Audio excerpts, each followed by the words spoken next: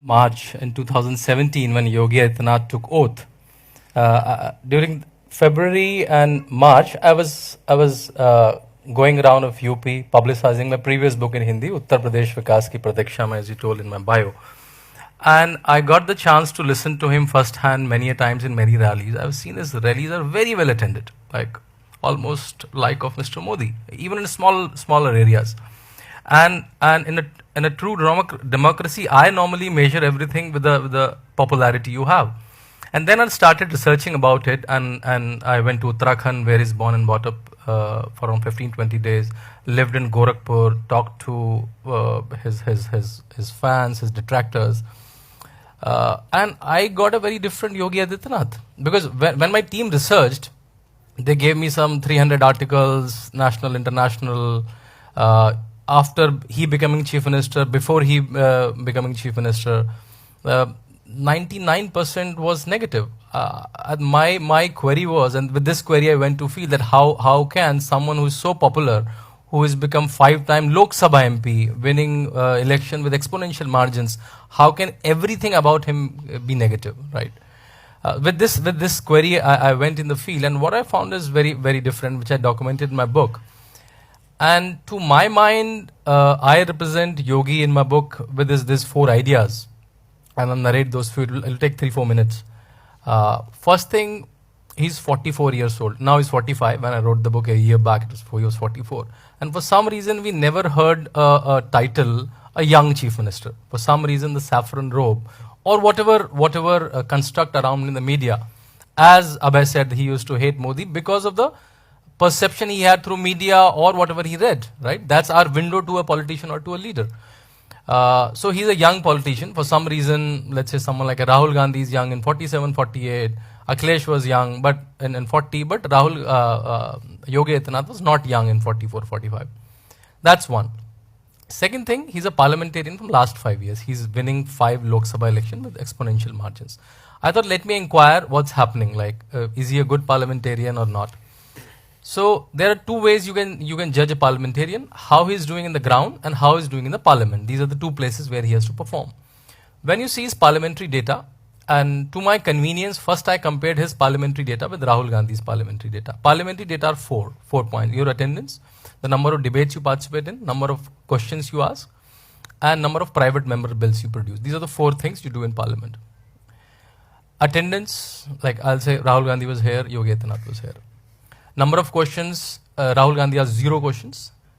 Yogi Adityanath asked 303 questions. And mind you, I'm talking about 2014 to 17 when it was Modi government. So Yogi is asking more questions to his government, so to say, right? So 0, 300. Rahul Gandhi participated in some 8 discussions. I may be number wise here and there, and he participated in some 53 debates. Rahul Gandhi presented 0 private member bill, very important instrument. If the government is not doing it, you can present a bill. Yogi Adityanath presented 3 private member bills. A lot of people asked me, that's a convenient comparison. So I also compared with the national average. In national average also, Yogi Adityanath is almost 1.5 times of the national average of all the MPs, right? So, and now people will ask me that what is he asking? Is he asking make Ram Mandir, uniform civil code? He's certainly asking them. But again, 95% of his questions are, I say, Shashi Tharoor kind of questions, right? Like he's asking about conditions of IITs, IIMs, non-performing assets, relationship with US, UK, Israel, malnutrition, your airports, he's asking about them, right?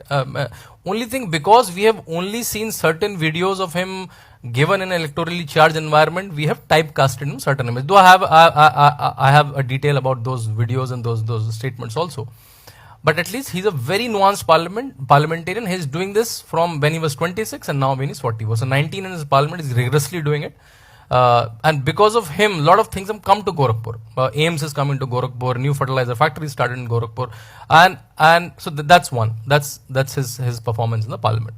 Now coming to his constituency, which is Gorakhpur, which is winning from last 5 times. What is he doing there? So he has a very interesting routine. In the morning, he gets up at, in fact, there's a joke when he became who gets up early, Modi or Yogi, it's 4 or 5, right? So that's kind of disciplined life they live.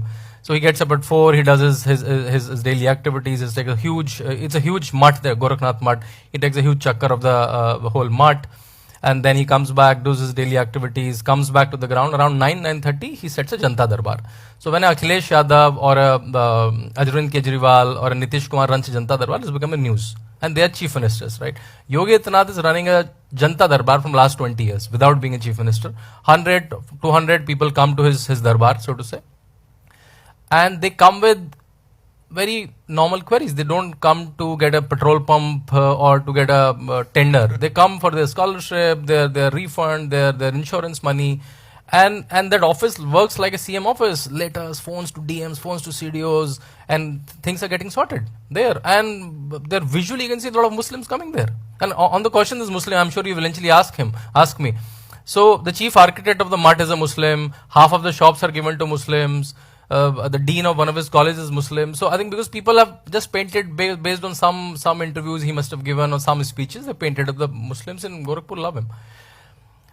So that's on field. So he knows, like, and then after the Janta Darbar, he goes to the field. In fact, when I was in one of the Janta Darbar, before he became the CM, one guy was Muslim guy. He was visually Muslim, was able to see the skull cap and the beard. He was coming with this letter. So if I say this in Hindi, it'll be far more impactful. I'll translate. So I asked him कि क्या है ये? So he said ये बाबा की जादुई चिट्ठी है. चाहे नेताजी की सरकार हो या बहन जी की सरकार हो, डीएम काम करेगा ही करेगा. So this is a very UP coded terms. I'll tell you what does it mean. Baba means Yogi Adityanath, is called Baba. Netaji means Mulayam Singh Yadav. Bahenji means Mayawati. And DM means district collector. So he said it's a magical letter from Yogi Adityanath. Even if it's a Mulayam government or even it's a Mayawati government, this letter will force the DM to act. So that's kind of clout he has because of his work in the field. Last thing, people blamed him that he's a yogi, he just know puja. Like, can he manage a state like Uttar Pradesh? Just for them, the MUT is managing some 44, 45 institutions, and these are institutions, nursing institution, medical institution, colleges, schools, and he works like a CEO. Like, I've seen he's conducting his meetings, he's signing checks, he's asking what's the performance, how many people are coming, going, and luckily he made me private to a couple of his meetings after becoming CM. I'll quote one of the meetings. It's not so confidential, so I can quote. I didn't quote that in my book though. All the ministers were sitting, all the bureaucrats were sitting after he became the chief minister, and I think one of the ministers asked that UP should have more airports. UP have hardly had 4 functioning airports, such a large state. It's the 6th most populous country in the world, if it were to be a country. So someone asked that we should have more airports. And for the next 5-6 minutes, Yogi Adityanath spoke on airports. Like what kind of tarmac, what Boeing, and what kind of signals, and everybody was like we thought like he knows only puja. But people have not realized that he's in parliament from last 20 years. He's asking various kind of questions. He have represented government of India in various countries. So he's a very smart politician. For some reason, as he said, we have a typical image of someone, that someone who vouches for a Hindu cause or for a cultural cause, for an Indian cause, has to be stupid. That image we have created, which I've tried to put a counter view in my book.